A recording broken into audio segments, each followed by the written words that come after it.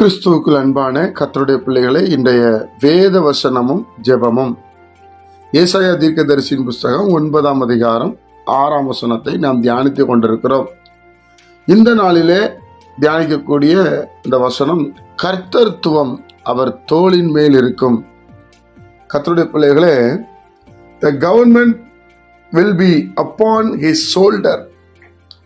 என்னுடைய பிள்ளைகளே, இப்போ ஒரு காரியத்தை கவர்மெண்ட், அதாவது நம்மளை ஒரு காரியத்தை விசாரிக்கணும், இல்லைன்னா காரியத்தில் நியாயம் தீர்க்க வேண்டும் என்று சொன்னால் சில இடங்களுக்கு நாம் போக வேண்டும்.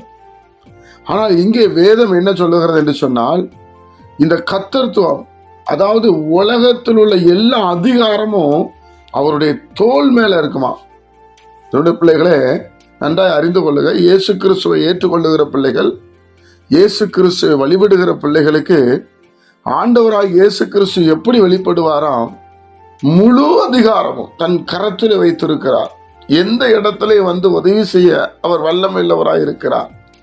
அதாவது இந்த ஷோல்டர்ல ரொம்ப அதிகமான பாரத்தை பயன்படுத்துவாங்க. இந்த கைகள், இந்த ஷோல்டர், இதெல்லாம் அப்படி இணைக்கப்பட்டு இருக்கும். எந்த காரியம் செய்தாலும் அதுதான் முதல் செய்யும் பிரியமானவர்களே. அதனாலதான் தேவனுடைய வார்த்தை எப்படி சொல்லுகிறது, கர்த்தர்த்துவம் அவர் தோளின் மேல் இருக்கும். உடனே செய்யக்கூடிய, எந்த இடத்திலுமே செய்யக்கூடிய, நியாயம் தீர்க்கிற அதிகாரம், சுகமாக்குற அதிகாரம், ஆசீர்வதிக்கிற அதிகாரம். நீங்க அதெல்லாம் பார்த்தீங்கன்னா தேவனுடைய பிள்ளைகளே, சில இடங்களுக்கு போனாதான் சில வார்த்தை நமக்கு வெளிப்படும், சில இடங்களுக்கு போனாதான் மனசு திருப்தி வரும்.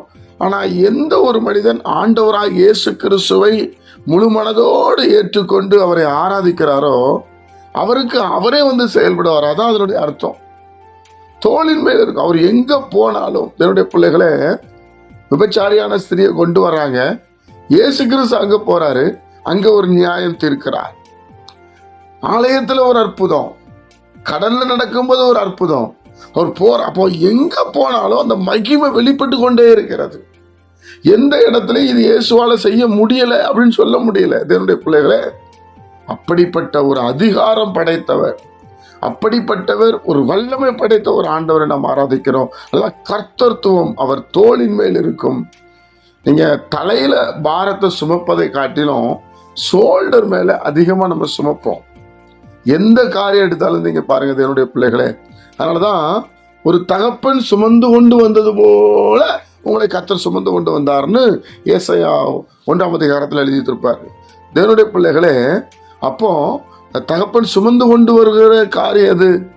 தோல். அப்போ கர்த்தர்த்துவம், கர்த்தருடைய மகிமையின் பிரசன்னம் எப்பொழுதும் அதிகாரத்தை வாயிலையும் கைகளிலையும் அவர் வைத்திருக்கிறார். அதனாலதான் அவர் கை நீட்டும் போது சுகம் நடக்குது, அவர் சொல்லும் போது எல்லாம் நடக்குது பிரியமானவர்களே.